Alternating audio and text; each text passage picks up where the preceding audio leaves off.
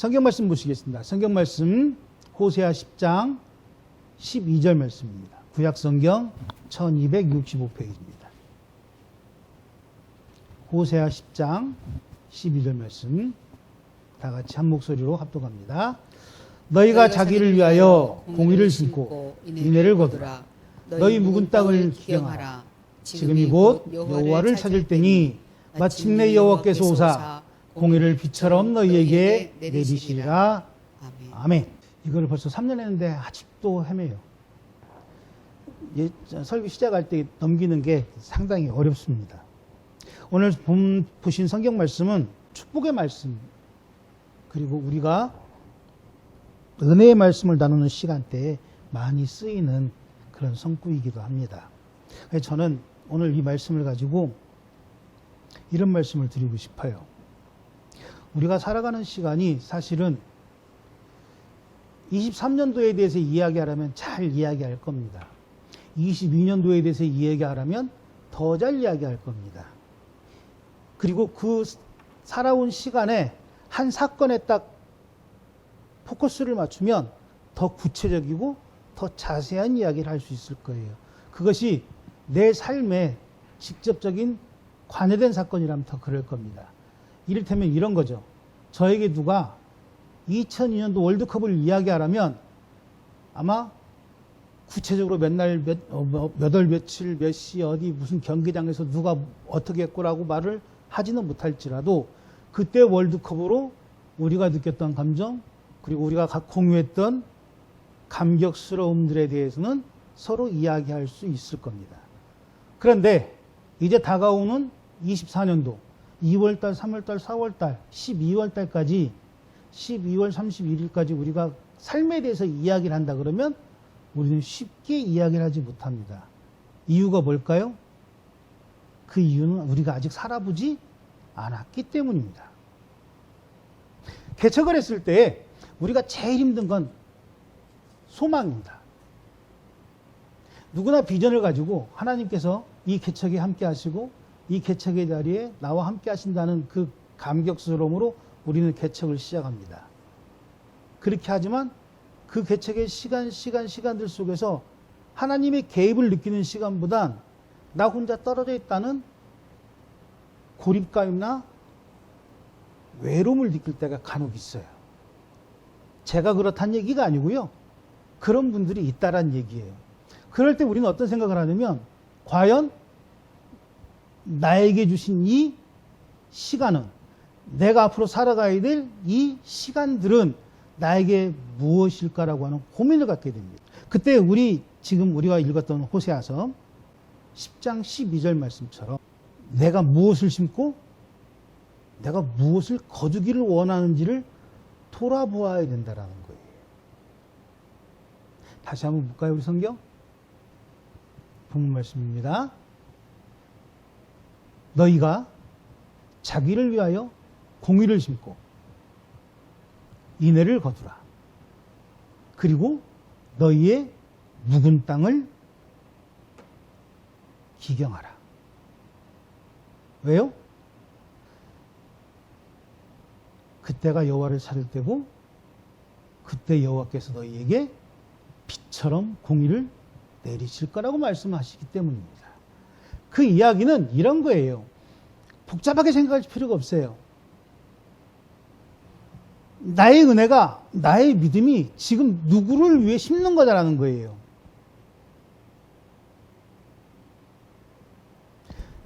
제가 항상 말씀드리지만 우리는 누구를 바라봐야 된다고 말씀드렸죠? 하나님을 바라봐야 된다고 말씀드렸습니다.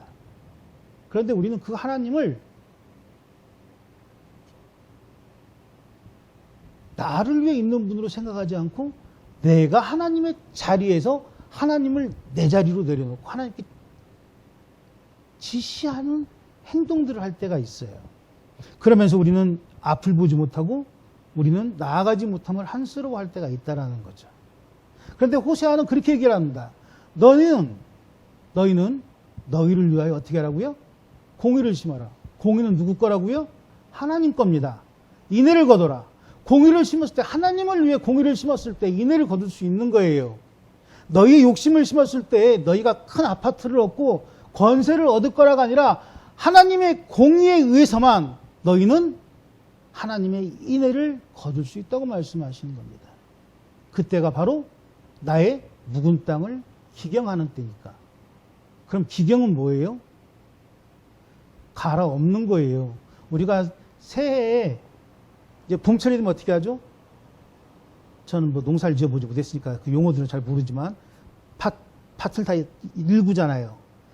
심지어 모를 심을 때에도 어떻게 합니까? 그 논을 한번 다 뒤집어 놓습니다. 영양분들에 대해서. 비료도 물론 주지만 땅이 가지고 있는 그 외의 성분들에 대해서 한번 다시 새로운 모가 심어질 때 그 모를 잘 받아들일 수 있도록 땅을 기경해 주는 거거든요. 그런데 우리는 저 기경이란 말을 자꾸 세상에 한정 짓습니다. 내가 심는 욕심과 내가 심는 명예욕과 내가 심는 뭐라 그럴까요? 그 나를 위한 것들이 내가 찾고자 하는 것들을 얻기를 소원하며 세상을 기경하는 거죠. 그래서 권사임에도 하나님의 공의보다 내 공의를 실천하고 그래서 하나님께서 허락하신 그 높은 직분임에도 불구하고 뒷거래를 하거나 뒷돈으로 자꾸 내 재산을 축적시키는 일에 하나님의 이름을 들먹이며 하나님을 망령되이 일컫는 자리에 서 있는 사람들을 보게 되는 겁니다. 그런데 오늘 호세아는 그렇게 말하죠. 너희의 묵은 땅을 하나님의 공의로만 기경할 수 있다고 얘기합니다. 너희의 묵은 땅이 기경될 때에 그때가 바로 비처럼 내리는 하나님의 공의를 받을 수 있는 때라고 얘기하는 겁니다. 그 얘기를 바꿔볼까요? 너희의 욕심으로 세상을 기경할 때에 하늘에서 비처럼 재물이 쏟아지리라는 말씀이 아니란 얘기입니다.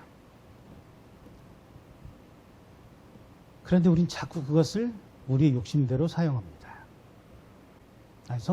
성경을 한번 보겠습니다. 성경에서는 히브리서 12장 2절 말씀입니다. 믿음의 주요 또 온전하게 하시는 이인 예수를 바라보자.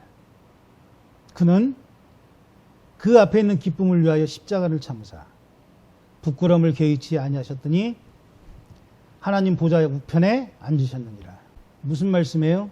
기경이라고 하는 것은 누구를 바라보고 어떻게 움직이냐라고 말하는 겁니다. 그런데 조건이 있죠. 나의 기쁨을 개의치 않고 십자가를 참을 수 있는, 나의 부끄럼도 개의치 않고 십자가를 들을 수 있는, 그것으로 인하여 우리가 주님의 온전함에 서 있을 수 있다라고 얘기를 하는 거예요. 저 이야기가 되게 어려우신 것 같죠? 그거 아니에요. 우리가 하나님 앞에 섰을 때, 예수님 앞에 섰을 때에 나는 예수 옆에, 하나님 우편 보좌에 앉아 계신 그 예수 옆에 어떻게 서 있을 수 있냐라고 묻는 거예요. 나의 기쁨을 참아 십자가의 부끄러움을 개의치 않는 정말 믿음의 주요 온전하신 예수를 바라보는 사람의 모습으로 하나님 우편에 앉아 계신 예수님 옆에 서 있을 것인지, 아니면 나의 기쁨을 위하여 십자가의 부끄러움을 피하는 부끄러운 자의 모습으로 예수의 옆에 서 있을 것인지를 선택하라는 이야기입니다. 성경은 어려운 얘기가 아니라니까 되게 쉬운 얘기예요. 아담과 하와에게 말씀하셨듯이 선악을 알게 한 나무의 열매만큼은 먹지 말라고 하신 거예요. 그리고 결론까지 말씀하시죠. 뭐라고요? 먹으면 어떻게 된다고요? 죽으리라.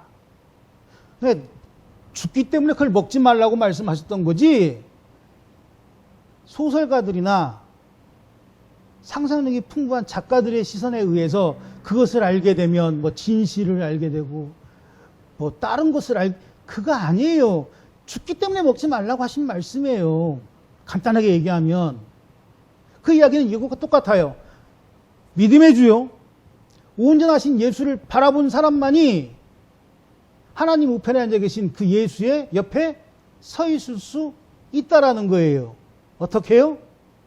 부끄러운 자의 모습이 아니라 사랑받는 자의 모습으로. 그런데 그런 사람이 되기 위해서는 오늘 호세의 말씀처럼 나의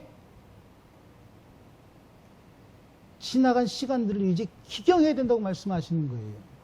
나의 고집과 나의 자랑과 나의 욕심과 나의 관점에서만 바라보던 하나님이 아니라 하나님의 시선에서, 믿음의 시선에서, 은혜의 시선에서, 그리고 죽었던 자가 아닌 이제 영원히 살아있는 자의 시선에서 세상을 바라보는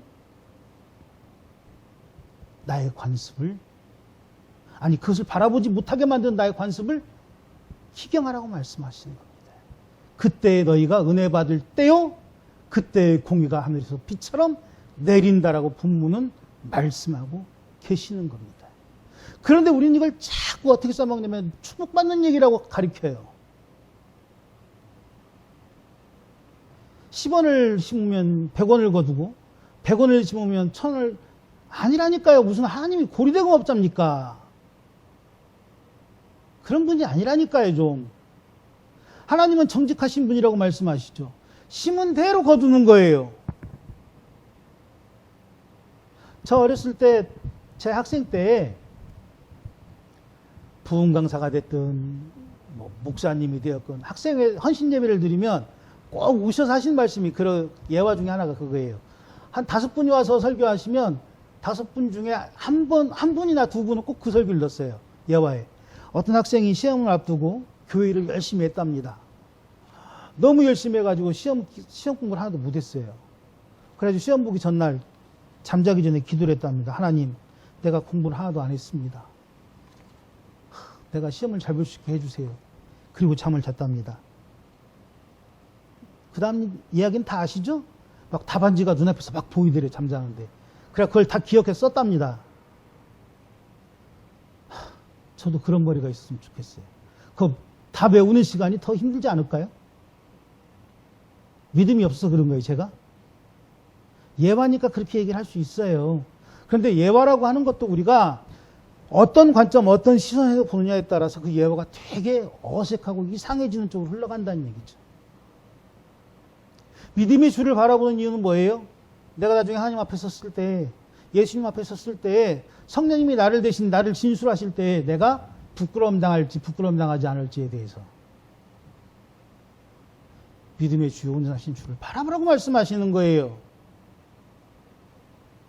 나의 관습을, 나의 오랜 구습을 버리는 이유는, 그것을 갈아엎는 이유는, 그래야만 내가 하나님의 공의로 내가 하나님의 사람처럼 살 수 있는 길을 받을 수 있기 때문이라고 말하는 거예요.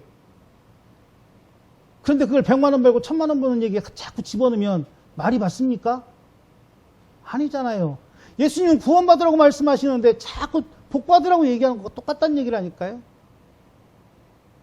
그러다 보니 강다에서 말씀을 증거하는 주의 종들조차, 죄송합니다, 제가 여기서 종이라고 하는 말을 쓰는데 주의 종이기 때문에 종이란 말을 쓰는 거예요.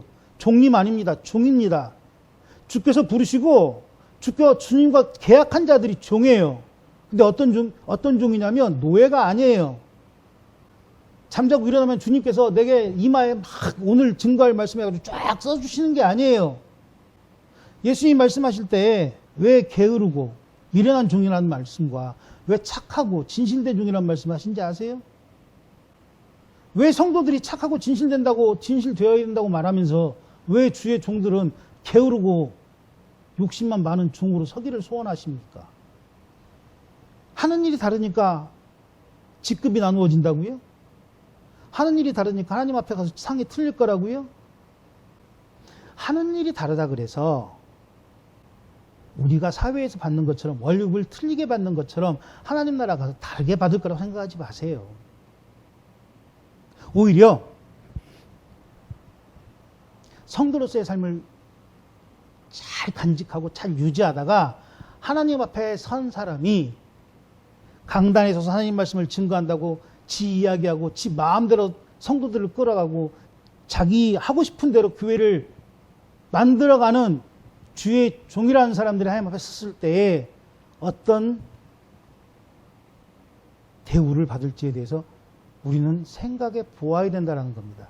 안수 받았으니까 영원히 무슨 아니에요, 그런 거. 그런데 우리 자꾸 성경을 그런 식으로 가리키잖아요.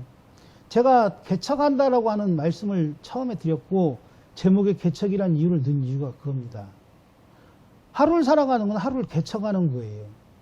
교회가 1년을 개척하고 한 달을 개척하고 하루를 개척하듯이 우리는 우리에게 주어진 24시간을 이제 지금부터 12시에 딱 시작해서 저녁 8시까지 8시에 잠을 잔다고 치고 그 8시간의 시간을 우리 스스로 개척해 가는 거라니까요.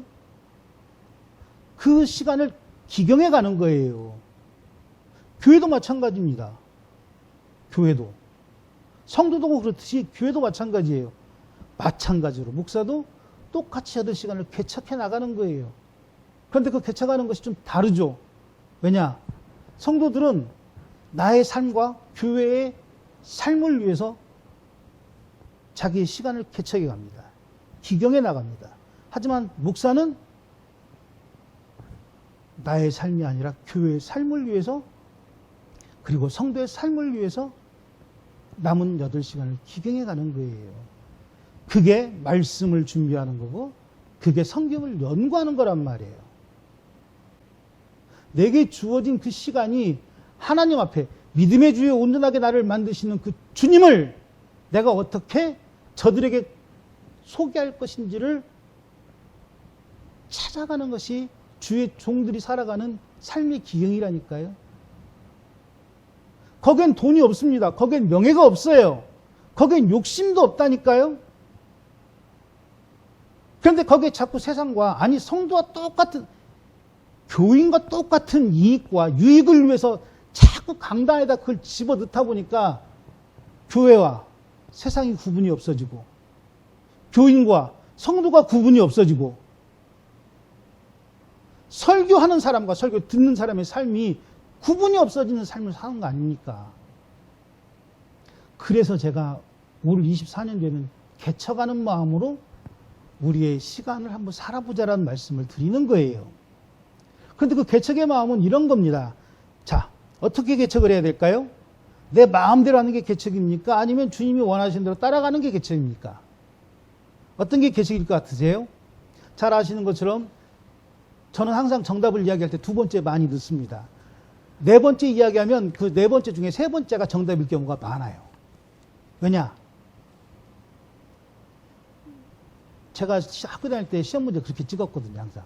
그래서 많이 틀렸거든요. 그래서 저는 고집스럽게 3번째 정답을 많이 넣습니다. 뒤에 넣거나. 다시 말씀드려 볼게요. 내 삶의 시간을 개척하는 것은 세상 사람들은 플랜을 짜고 나의 삶에 무슨 뭐라 그러죠? 자기가 하고 싶은 걸 뭐라 그래요?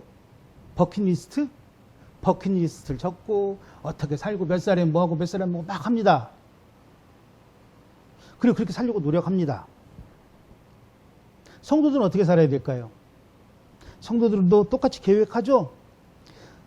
올여름에 수련회에 가서 내가 은혜를 감같이 받아서 방언을 하고 그리고 9월 달에는 신유의 은사를 터뜨려서 병자를 고치고 10월 달에는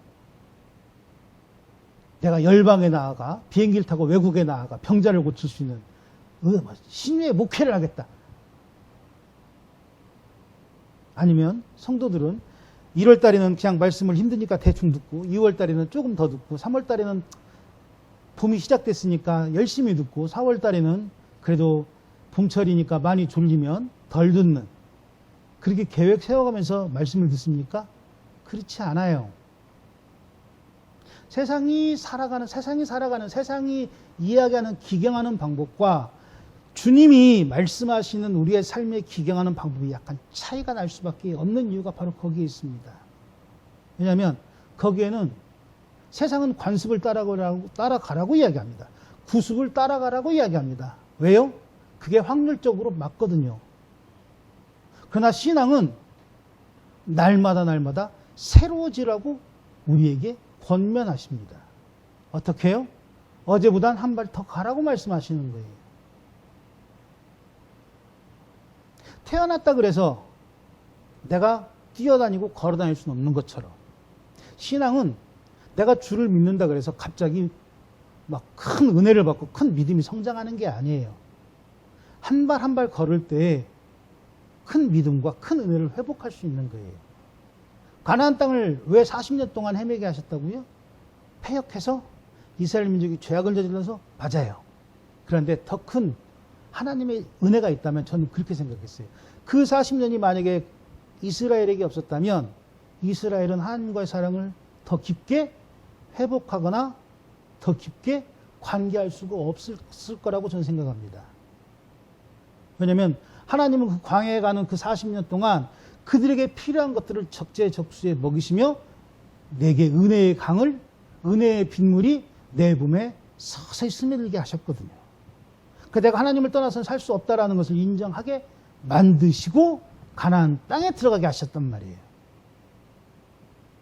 24년도는 우리 성도님들에게 그런 해가 됐으면 좋겠어요. 내가 잠깐 겪는 고난이, 내가 잠깐 겪는 힘듦이 나의 삶을 하나님과 단절시키는 것이 아니라 이 고난과 이 힘듦으로 인하여 하나님이 내게 은혜의 강을, 은혜의 단비를 내 몸에 적시신다는 그 은혜의 말씀을 우리가 좀 깨닫는 귀한 시간이 됐으면 좋겠다는 겁니다. 저는 그걸 개척이라고 말씀드리는 거예요. 우리는 개척한다는 얘기를 하면 끝이 창대하리라는 결론을 갖고 이야기합니다. 개척은 그게 아니에요. 개척은 내가 오늘 한 발 가는 게 개척이에요. 개척은 내가 오늘 한번 숨을 쉬는 게 개척이라니까요. 전도라는 것도 마찬가지잖아요. 내가 오늘 갑자기 몇천 명을 전도하는 게 아니잖아요.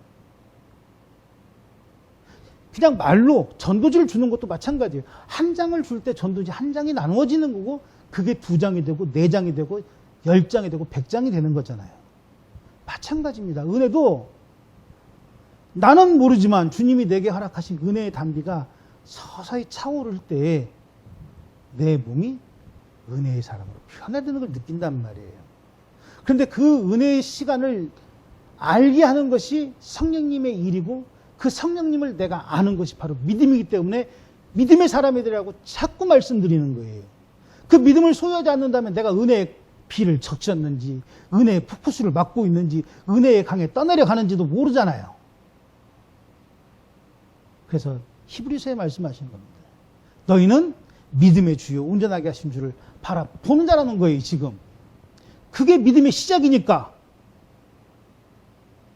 그 인정이 아멘으로 인정될 때 그 다음에 가서 나는 주님의 기쁨도 되고 주님이 원하는 삶을 살기도 하고 주님을 위해 내가 무엇을 하겠노라고 고백하기도 할 수 있는 거예요. 특별한 경우를 빼고는. 그런데 우리는 그 특별한 경우가 보편적인 것이고 보편적인 것은 아예 없는 걸로 취급하잖아요. 그러다 보니 큰 병에 걸리고 어떤 막 떼부자가 되고 이런 것이 아니고선 하나님의 사랑을 받지 못한다라고 착각하게 만드는 거라니까요. 목사의 자식은 유학을 가야 되고 목사의 자식은 어떤 무슨 뭐 막 큰 뭐 결혼을 해도 막 뭐 좋은 집에 결혼한 그 목사가 훌륭한 목사라고요? 누가 그런 소리를 해요? 목사는 성도들보다 더 처절하게 사는 게 목사라니까요. 성도들은 그 목사를 바라보며 하나님 나라의 소망을 볼 수 있기 때문에 그런데 지들끼리 끼리끼리 당지어서 끼리끼리 계급사회 만들고 끼리끼리 모여가지고 세상과 다른 게 뭡니까? 그 유학은 누가 보내고 그 집의 혼수는 누가 만들어줍니까? 목사가 무슨 대기업의 무슨 뭐 회장이고 사장입니까? 그게 바로 관습이고 그게 바로 구습이란 말이에요. 악태란 말이에요. 그걸 기경하라고 주님께서는 지금 호세아를 통해 말씀하고 계시는 거예요. 너희가 원하는 모든 것, 그것이 과연 너희 것이냐 내 것이냐고 묻는 거예요. 너희가 살고 싶어하는 삶, 그 삶이 과연 온전하고 믿음의 주 예수 앞에서 온전함의 소리를 듣는 거냐고 물어보시는 거예요. 그래서 저는 그렇게 말씀드립니다. 세상과 구분되지 않는 교회를 다니신다면 심각하게 기도하십시오. 성경 말씀을 가지고 주술적인 이야기를 하는 사람들이 있으면 심각하게 기도하십시오. 그는 자기 혼자 죽는 게 아니라 나까지 관습과 구습과 악습으로 나를 파묻어가는 자들이니까. 그런 자들이 몇 명 없어요. 그런데 그런 자들이 주목을 받는 시대가 지금 이 시대 아닙니까? 왜요? 지금은 패역한 시대고 패악한 시대니까. 자기의 유익을 위해 목사임에도 불구하고 속껍질을 벗긴 자를 대통령으로 삼고 돼지대가리가 고개 숙이는 구약을 외운다는 용납하고 용인하는 그 시대를 만들어버린 패역한 주의 종들로 인하여 나라가 힘들어지는 거 아닙니까? 아니잖아요. 어디 성경 말씀에 그렇게 말씀하십니까? 그렇게 말씀하실 때 예루살렘 성에 돌 하나도 남기지 않고 다 쓸어버리겠다고 말씀하신 하나님의 말씀은 있어요. 성전에 온갖 우상들을 갖다 집어넣어 놓고 거기다가 손바닥 비비고 앉는 제사장들을 향하여 패역한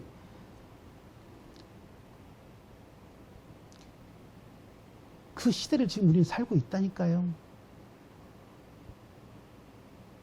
목사의 잘못이 99%입니다.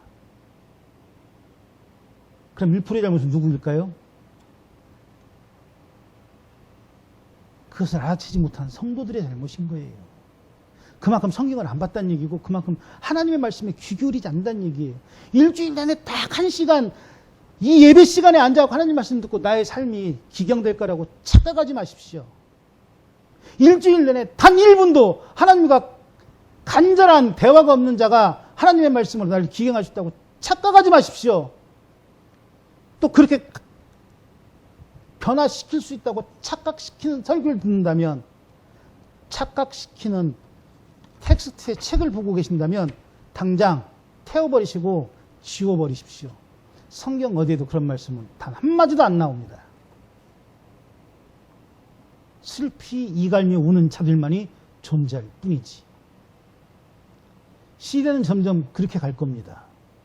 목사들도 양극화가 되어갈 거고 권력자들은 더 양극화를 시킬 거예요. 왜요? 내 현재 지위를 유지하기 위해서는 그럴 수밖에 없어요. 히브리서 말씀하신 믿음의 주고 온전하게 나를 만드시는 주님은 그들에게는 없기 때문에, 그래서 우리가 성경을 봐야 되고, 그래서 우리가 주님과 더 대화를 해야 되는 거예요. 그래서 개척하라고 말씀드리는 거예요. 뭐 막 여러분들에게 막 성경학자가 되고 성경 연구가가 되라는 말씀이 아닙니다. 그냥 읽으시면 돼요. 그러면 주님께서는 성령을 통하여 내가 그 말씀을 이해하게끔 해주신다니까요. 주석을 안 봐도 돼요. 원어를 안 봐도 돼요. 영어 성경을 안 봐도 돼요.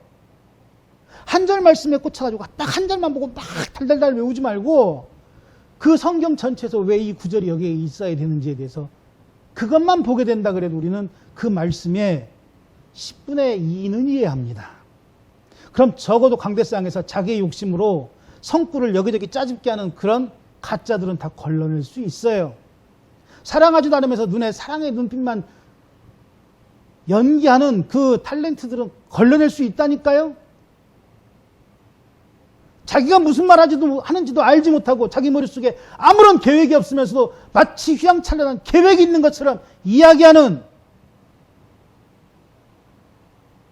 그런 늑대의 무리들은 걸러낼 수 있다니까요. 그래서 개척하라고 말씀드리는 거예요. 여러분들은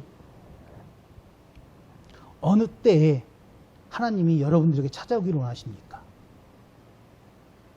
여러분들은 어느 때에 하나님이 여러분들의 말씀을 듣기를 원하십니까? 여러분들은 어느 때에 하나님이 내 말에 귀 기울이시고 응답하실 거라고, 아니 응답하시기를 원하십니까? 그 말씀이 성경책에 있다니까요. 그 대답이. 이렇게 얘기하면 이제 성경책 뒤지기 시작합니다. 대답이 어디 있나 이제. 우리 다 봤잖아요. 아까. 언제 보셨어요? 성경 봉독 시간에 보셨잖아요. 이렇게 말하면 이제 또 이상한 사람이 되니까. 혼자 떠든 사람이니까 한 번 더 보겠습니다. 호세아 10장 12절입니다. 지금이 언제라고요? 여호와를 찾을 때인데 그 지금은 어느 때예요? 너희의 묵은 땅을 기경한 그때가 지금입니다. 성경을 국어만 할 줄 알아도 다 이해가 된다니까요. 한글 성경은 정말 뛰어난 성경이에요. 그래서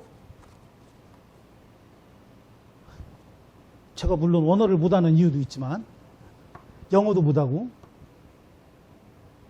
그래도 한글 성경만 봐도 은혜가 된다니까요. 저는. 그런데 우린 자꾸 지금의 때가 아니라 나중의 때를 얘기해요. 어느 때? 내가 원하는 때. 묵은 땅을 기경하는 지금의 그때가 아니라 내가 나중 미래에 기경하거든. 그때 오십시오라고 얘기합니다. 그러면서 뭐라 그러죠? 그때 할 테니 예수님, 하나님 조금만 땡겨서 미리 주십시오라고 얘기하잖아요. 가불해달라고. 그게 우리의 신앙이었다면 우리는 이제 그거를 기경해야 되는 거예요. 그걸 갈아엎어야 되는 거예요. 그거를 로타리로 쳐야 되는 거예요. 왜? 새 작물을 심을 수 있는 땅으로 만들듯이. 그게 24년도입니다. 그게 24년도 1월 21일 오전 11시 50 몇 분입니까? 지금이라니까요. 이제 우리가 허락된 나머지 8시간, 나머지 12시간을 어떻게 살 건지는 하나님을 찾을 대로 살 것인지 아니면 아직도 하나님을 찾기에는 먼 미래의 시간으로 남겨놓을 건지를 결정하는 삶을 살아가는 겁니다. 아무쪼록 예배를 드리시고 돌아가는 그 시간에 우리가 한 발 내딛듯이 내가 하나님을 찾는 그 발걸음들을 한 발 더 개척해 나가시는 개척하는 새해가 되는 저와 여러분 되시기를 주님으로 축복합니다. 기도하겠습니다.